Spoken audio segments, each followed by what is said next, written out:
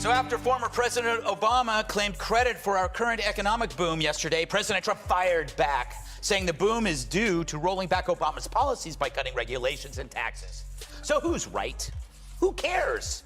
Think about it. The debate we're having isn't over how great things are. That ship has sailed. The media and the Dems see there's no more denying the success, so now it's about quibbling over credit. Fine, let the Dems have it. It won't win them election, but it might reduce their tears. Divorce rumors continue to escalate for the Obamas. Hopefully they can settle it like men. Greg Gutfeld just dropped a hard truth about Obama's legacy. And it hit straight. He didn't hold anything back. All the charm, the big speeches, Gutfeld called them smoke-and mirrors, mixing sarcasm with plain facts. He tore right through the carefully built image of hope and change. 8 years of broken promises, media hype, and elite double standards, all exposed. If you thought Obama's legacy was untouchable, think again. Gutfeld pulled off the mask and asked the question no one else will. What did he actually fix? Paul, is it helping the party to tell them to return to the rhetoric that helped them lose in 2024, like the dictator kind of stuff? It doesn't work on half the country. It's not going to get any better. I don't think they have answers. And is it me? He's looking banged up. Yeah, he's been having it's the first time. It's something I've never seen with him. He looks scared. Obama pulled off one of the biggest political illusions in recent memory. 8 years of letdowns, packaged like a Netflix hit with a 98% Rotten Tomato score. But Greg Gutfeld didn't need any tricks to tear through it. Just a sharp tongue, some hard facts, and zero patience for pretending fancy speeches could hide failed policies. Asking you to believe, not in my ability to bring about change, but in yours. Yes, we can. Yes, we did. Yes, we can. Oh, God. It was a moving speech, and the audience response equally moving.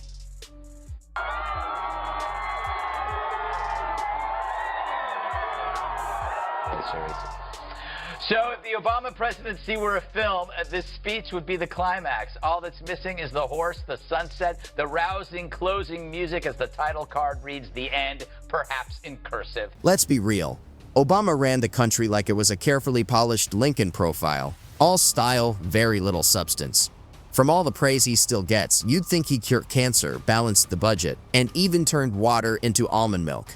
But Greg Gutfeld looks at the facts and says, okay, but what did he actually do besides drone strikes and taking selfies with celebrities? With somebody that you don't like and you try to lose them at the party. That's what Obama has done to Joe. He's lost them at the party and now he's moving on, and then he tweets, and then you find out that he's tweeting about something else while you're at the party. And it's just, I think it's kind of mean to Joe. The second thing is that it's part of that I told you mechanism that only happens when things are good. Because do you think Obama would take any responsibility if the good times were actually bad times? Gutfeld pulls back the curtain like someone reading the fine print on a rigged warranty, and it's not pretty. Obama came in with big promises of hope and change, but by the end, hope needed therapy and change was living in a tent behind Whole Foods. The economy barely moved, yet the media kept calling it a sprint. Wages stayed flat like a vegan pancake, and somehow it still felt like he was handing out golden tickets. President Obama took another stand against evil yesterday, lashing out at ISIS, pernicious gang crime and human rights abuses in left-wing dictatorships like Venezuela and Cuba. I was kidding. He went after Fox News again. I think the effort to suggest that the poor are sponges, leeches, are... Now let's talk about that stimulus plan, the big fix meant to jumpstart the economy. Greg says it was like pouring a gallon of Gatorade on a forest fire and then acting shocked when the trees kept burning. It turned into a $1 trillion pity party with almost nothing to show for it, unless you count the fancy signs bragging about the recovery. Spoiler, the signs cost more than the jobs they were meant to create. In an act of wonderfully skewed priorities, President Obama will appear in a reality TV show in which he gets survival tips from Bear Grylls in Alaska.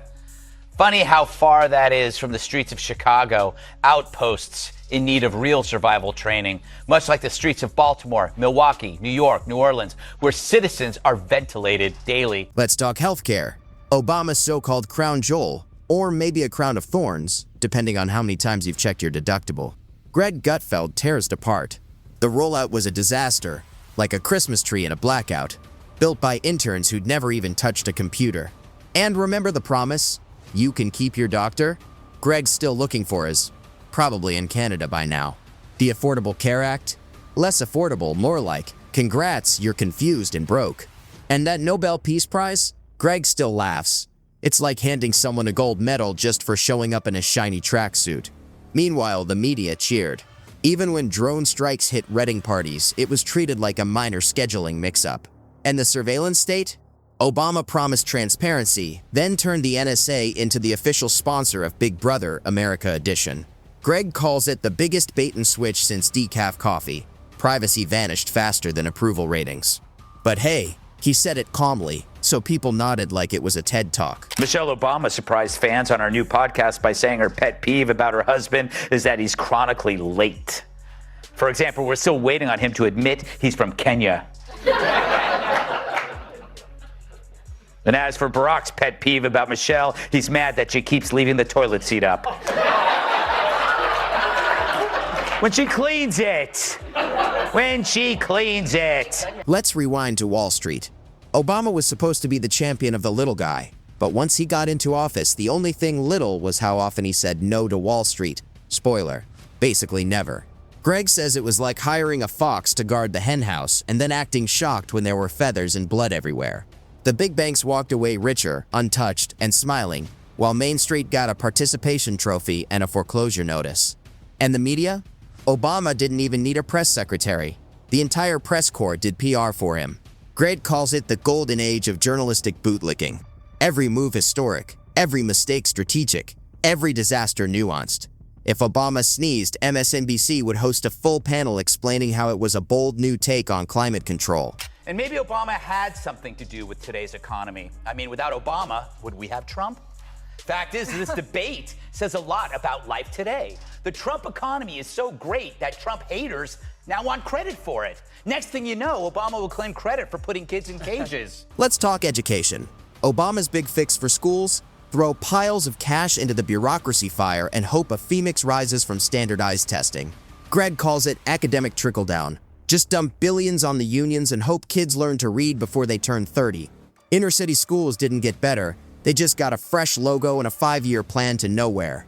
Now, gun control. Obama loved giving speeches about it while standing behind more armed guards than a Marvel villain. Greg just rolls his eyes. It's not a gun problem, it's a you have one problem.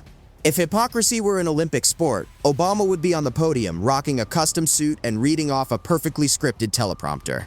And don't forget immigration. Obama deported more people than any other president, yet somehow he was called the compassionate one.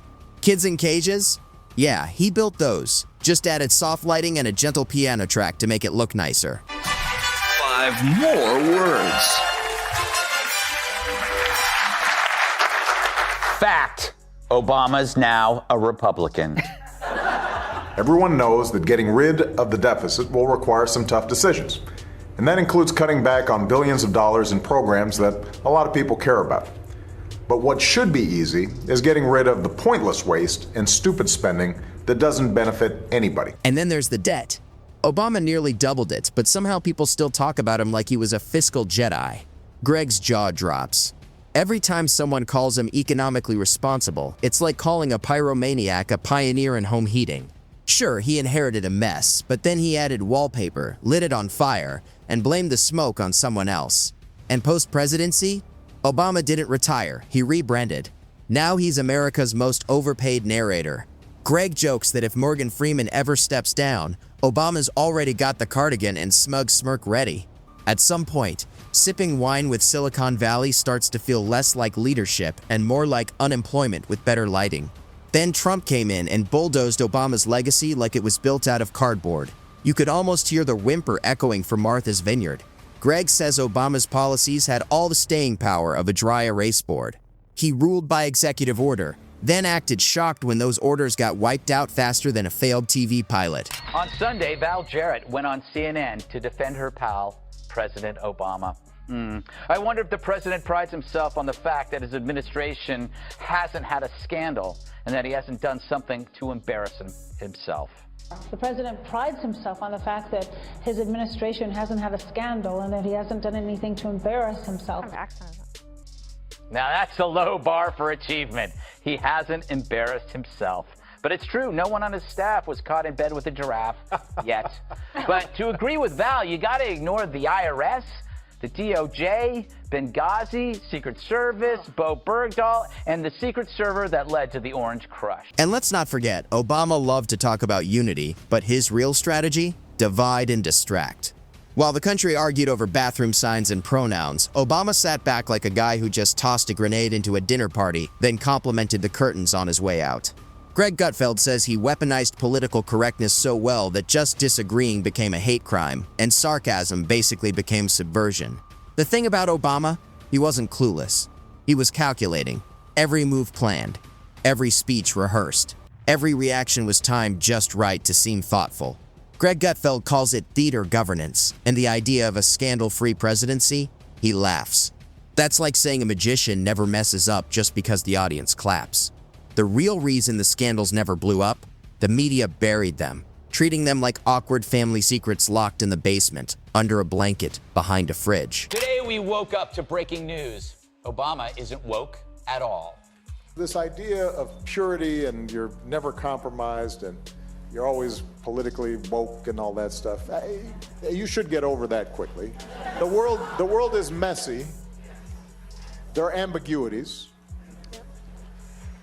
People who do really good stuff have flaws. Like if I tweet or hashtag about how you didn't do something right or used the wrong verb, or then I can sit back and feel pretty good about myself because, man, you see how woke I was? Obama didn't drain the swamp. He built a gift shop in it. The bureaucracy ballooned, government power grew, and every agency got a shinier logo, but zero accountability. Greg jokes that under Obama, the government expanded like a chia pet, just add media praise and watch the incompetence bloom.